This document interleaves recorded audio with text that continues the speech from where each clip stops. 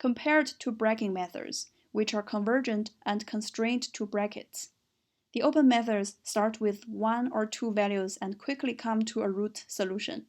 However, open method does not guarantee convergence. That means you might not get any solution by the open methods. Like the bisection and false position methods, open methods utilize iteration. The first open method to be introduced is the simple fixed point iteration. First, we need to rewrite fx equals 0 to the format of xi plus 1 equals gxi. This transformation can be accomplished either by algebraic manipulation or by simply adding x to both sides of the original equation. Then we use the error epsilon a as our criteria in iteration. Epsilon a equals to the absolute of xi plus 1 minus xi over xi plus 1. This form times 100% does not change the value. We use an example here to show how we apply simple fixed point iteration to find the roots. The equation is fx equals e to the power of minus x. We reform the equation to be xi plus 1 equals e to the power minus xi. And we start with initial x0 equals 0. The table here shows what happened in each iteration. xi is the updated root position. Epsilon a is the approximation error from the previous approximated root. Epsilon t is the true error from the real root. And the last column is the true error ratio, which is epsilon t at step I over epsilon a at step I minus 1. In the first 10 iterations, this value stays at about 0.5, which means the true error gets smaller to half in each iteration. By the 10th iteration, we can see that the approximate error epsilon a is 1%, and it is very close to the real root, because epsilon t is only 0.399%.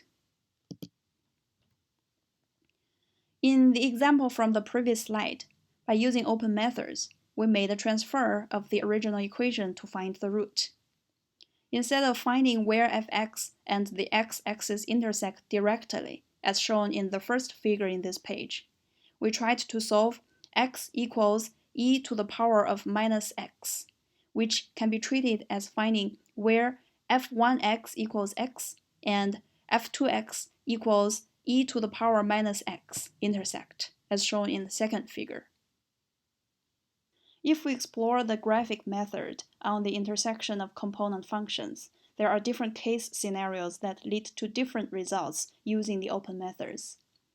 Recall that we transformed the original equation to x equals gx, and we look for the intersect of x and gx. Each of the graph explores one case of intersects with an initial guess x0. Cases A and B converge, while cases C and D diverge, in which cases we cannot find root solutions. From another point of view, cases A and C are called monotone patterns, while B and D are called oscillating or spiral patterns. One more thing to pay attention is that only the cases where the tangent of gx is smaller than 0, the finding of the roots can converge. In fact, a study has shown that the error for any iteration is linearly proportional to the error from the previous iteration multiplied by the absolute value of the slope. If the absolute value of the slope is smaller than 1, error will decrease with iteration, vice versa. Notice also that if the derivative is positive, the error will have the same sign, like shown in figure A and C in the previous slide. If the derivative is negative, the errors will change sign on each iteration, like shown in figure B and D. Now we introduce other open methods, starting with the Newton-Raphson method. Tangent is used in this method. If the initial guess at the root is xi, a tangent can be extended from the point xi fxi. The point where this tangent crosses the x-axis usually represents an improved estimation of the root. It is demonstrated in this figure. First, fxi is given when we have x equals xi. Then find the tangent line at point xi fxi. Wherever this tangent line intersects the x-axis, we mark it as the updated x, which is xi plus 1. Based on geometry, we know f prime xi equals to fxi minus 0 over xi minus xi plus 1. Then we rearrange this equation to get the updated xi plus 1 as xi minus fxi over f prime xi. Let's revisit the root solving example, which is fxi equals e to the power minus x minus x. The solution, first we calculate the first derivative, f prime x, which gives us minus e to the power minus x minus 1. And then we can calculate xi plus 1 to be xi minus e to the power minus xi over minus e to the minus xi minus 1. And the table shows in each iteration the xi value and the 2% relative error epsilon t. If we compare this table with what we can obtain from simple fixed point iteration method, which we introduced at the beginning of open method, you can see that the epsilon t decreases much faster at each iteration. This behavior that leads to much faster reduction of error and thus faster convergence is called quadratic convergence, and is one of the main reasons for the popularity of this method. The rate of convergence is expressed as the following. The error should be roughly proportional to the square of the previous error. In other words, the number of significant figures of accuracy approximately double with each iteration. However, sometimes the Newton-Raphson method performs poorly, and we will show some of those cases later. Here is the function definition of carrying out the Newton-Raphson method. Pay attention that the input arguments of this function include not only the original function marked as func, but also the first derivative of the function marked as dfunc. Other inputs include xr, the initial guess, es, the desired relative error, maxit, the maximum allowable iterations, as well as extra parameters p1, p2 that we don't cover in this course. func, dfunc, and xr are all required inputs, while es and maxit are optional. If we don't input es and maxit, they have default values of 0.0001% and 50. The output of the function newt_ref includes root, which is the real root, ea, the approximate relative error achieved, which must be smaller than the desired relative error, and iter, which is the number of iterations used to achieve the desired error. In the body of a function, again, we use a while loop.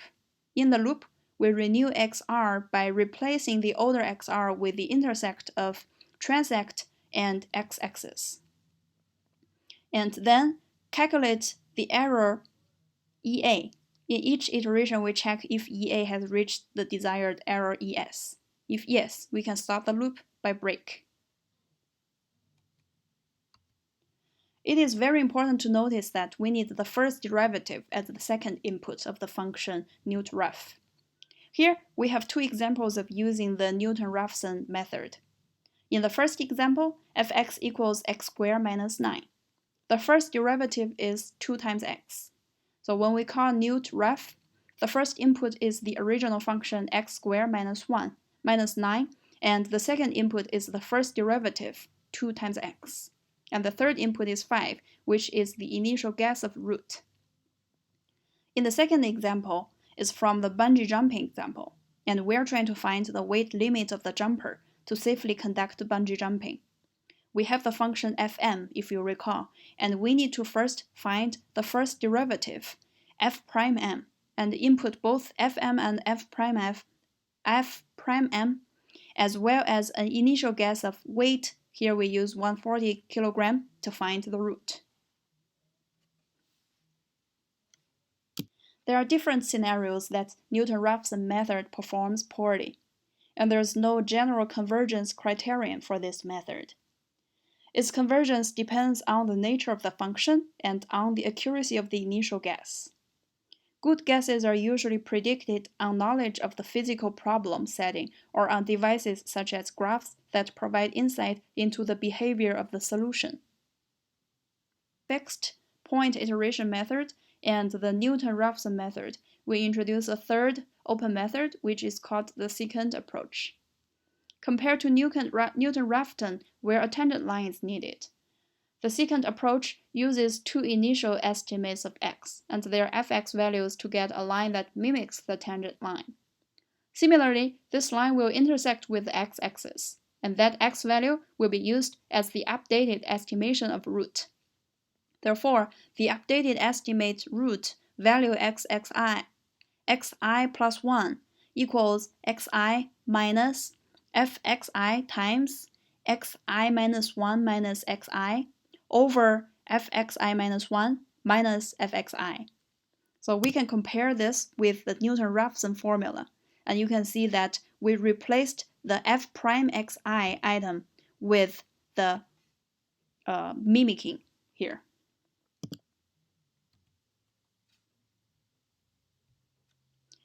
As just mentioned, the secant method requires two initial values. Instead of using a random second initial value xi minus 1, we can set xi minus 1 as the guessed value xi plus a small number delta times xi.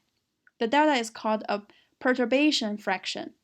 With this second initial value, we know that the tangent at xi is approximately equal to the slope formed by fxi minus 1 and fxi, which is shown in this equation. By transforming this equation, we get the updated estimation of root, which is xi plus 1, to be equal to xi minus delta times xi times fxi over fxi plus delta times xi minus fxi. If the perturbation fraction delta is chosen correctly, the alternative secant method is a good method when evaluating the derivative is difficult and developing two initial guesses is inconvenient. Recall the bungee jumping example, where the first derivative of fm is complicated, and we can use modified secant method to avoid deducting the first derivative by hand. Here, we use 50 kg for initial guess of the jumper weight limit, and 10 to the power minus 6 as our perturbation fraction. In the first iteration, we have x0, the initial value, as 50, so fx0 equals minus 4.578938708. And we can calculate the second initial value with the perturbation fraction, which gives us 50.00005. We calculate fx0 plus delta times x0 to be minus 4.579381118. Here you can see we need many decimals to show the difference of the two f's. Then we can calculate x1 based on the equation given in the previous slide. Errors epsilon a and epsilon t are also calculated so that we can see when to stop the iteration. This slide shows the calculations involved in the second iteration, and the calculation can be continued to yield the results of up to 6 iterations in this table. By the 5th iteration, we already got an acceptable result. Iteration 6 does not change xi anymore, so the secant method can also solve the roots very quickly.